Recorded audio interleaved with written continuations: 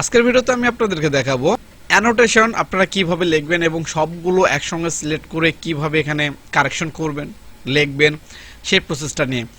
এটা দেখানোর উদ্দেশ্য হচ্ছে আমার একটি ভিডিওতে একজনের একটা কমেন্টস পেয়েছিলাম, সেখানে বলেছে যে ভাইয়া এই সবগুলো সেন্টেন্সগুলো আমরা কিভাবে একসঙ্গে সব প্যাটার্নে লিখতে পারি। তবে এখানে একটা জিনিস জেনে রাখা ভালো, সর্বপ্রথম আপনাদেরকে যেই কাজটি করতে হবে, যদি এখানে 10টা প্যাটার্ন থাকে, এই 10টা প্যাটার্নে একটা একটা করে সবার আগে এরকম করে লিখতে হবে।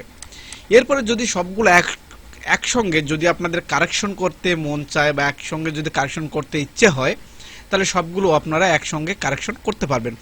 অন্যথায় সবগুলো পার্টে আপনারা একসঙ্গে কোনো কিছু লিখতে পারবেন না। যেমন দেখতেছেন আমি এখানে 3টা পার্টে লিখেছি, প্লিজ সাবস্ক্রাইব মাই চ্যানেল।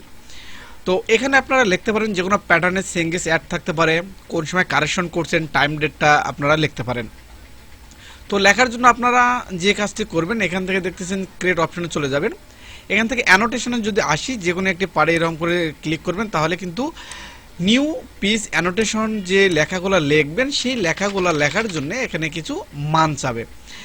এখানে আপনারা লিখবেন, লেখার পর ওকেতে ক্লিক করে দিবেন, তারপরে দেখবেন যে এরকম ছোট আকারে কিন্তু চলে আসবে।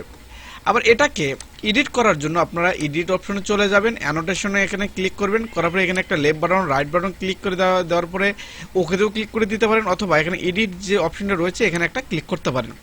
করার পরে দেখেন ডিফল্ট যে সাইজটা, এখান থেকে আপনারা 5 দিতে পারেন, 2 দিতে পারেন, অর্থাৎ যে লেখার যে সাইজটা থাকবে।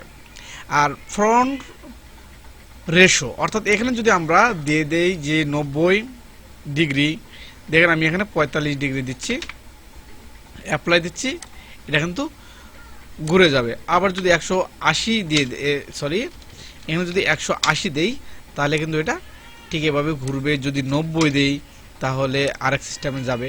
তো এটা হচ্ছে এটার কাজ। তো এটা আমাদের কোনো দরকার নেই, আমি এটা এখান থেকে ডিলিট করে দিচ্ছি। দেওয়ার পরে আমি এখান থেকে আপনাদেরকে দেখিয়ে দিচ্ছি।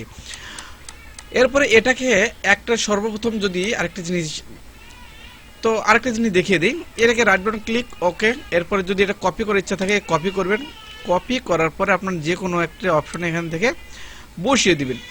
এখন প্রশ্ন হচ্ছে সবগুলো আমরা একসঙ্গে কারেকশন করব, কিভাবে করব? অ্যানোটেশনে ঘুরে চলে আসলাম, লেফট বাটন ক্লিক করলাম, right button click, select all, তাহলে দেখতেছেন এখানে সবগুলো কিন্তু একসঙ্গে কিন্তু সিলেক্ট হয়ে গেছে। এখন এখান থেকে রাইট বাটন ক্লিক দেওয়ার পরে এডিটে যদি আমরা ক্লিক করি, তো এখানে যদি আমরা লিখি, তো এখানে হচ্ছে 2টা কিন্তু লেখা হয়ে গেছে, এই জন্য কিন্তু এখানে মাল্টি আসতেছে, অর্থাৎ 2টা কিন্তু একত্রিত হয়ে গেছে। সেটা কিভাবে? এই যে এখানে যেটা লিখেছি এটা কিন্তু মাল্টি হয়ে গেছে। তো এটা এখান থেকে ডিলিট করতে হবে, এটা এখান থেকে ডিলিট করে দিলাম। এখন যদি আমরা এখান থেকে সিলেক্ট করি, right button click, select all, right button click, edit option, এখন কিন্তু দেখতেছেন এটা কিন্তু এডিট চলে এসেছে। অর্থাৎ 2টা যখন লেখা থাকবে দুই ধরনের, তখন কিন্তু এটা আসবে না। এখন এখান থেকে ইউটিউব, এখন এখান থেকে যদি আমি ওকেতে দিয়ে দিই, তখন দেখবেন এখানে please subscribe my YouTube channel. অর্থাৎ এটাকে আপনাদেরকে বোঝানোর জন্য এখানে আপনারা অবশ্যই সেন্টেন্স লিখবেন, সেন্টেন্স লিখলে দেখবেন এটা কিন্তু এখানে চলে আসবে। তো আশা করি আমার এই ভিডিওর মাধ্যমে যে কমেন্টসটা করেছে তার এটা সলভ হয়ে যাবে। আসলেই অনেক সময় ভিডিও তৈরি করা হচ্ছে না আগের মতো, যেরকম সারা পাচ্ছিলাম বা যেরকম আমাদের একটি টার্গেট ছিল, সেই টার্গেটটা পূরণ হচ্ছে না, এই জন্য অনেকে মন মানসিকতা চেঞ্জ হয়ে গেছে। তো তারপরে আপনাদেরকে শেখানোর চেষ্টা করবেন, ইনশাল্লাহ আমার সঙ্গে থাকবেন এবং সাপোর্ট দিবেন।